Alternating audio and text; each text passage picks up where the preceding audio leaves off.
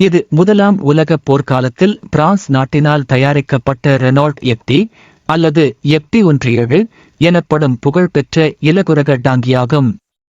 நவீன டாங்கிகளில் நாம் காணும் ரொட்டேட்டிங் டரெட் முறையை முதன்முதலில் அறிமுகப்படுத்தியது இந்த ரெனால்ட் எஃப்டி தான்.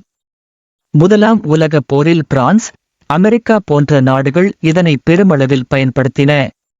போருக்குப் பிறகு பல நாடுகளுக்கு இது ஏற்றுமதி செய்யப்பட்டது.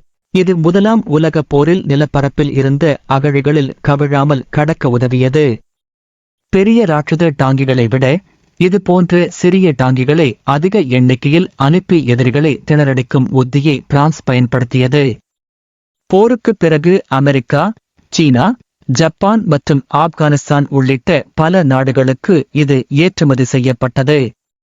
இன்றும் பயன்பாட்டில் உள்ள நவீன டாங்கிகளின் அடிப்படை வடிவமைப்பு இந்த ரெனால்ட் இலிருந்துதான் தொடங்கியது. இது அளவில் சிறியது, ஆனால் கரடுமுரடான நிலப்பரப்புகளில் எளிதாகச் செல்லும் திறன் கொண்டது. இதன் பின்புறம் ஒரு சிறிய வால் போன்ற அமைப்பு இருக்கும். இது அகழிகளைக் கடக்க உதவியாக இருந்தது. இன்று நாம் பார்க்கும் நவீன டாங்கிகளின் தந்தை என்று இந்த ரெனால்ட்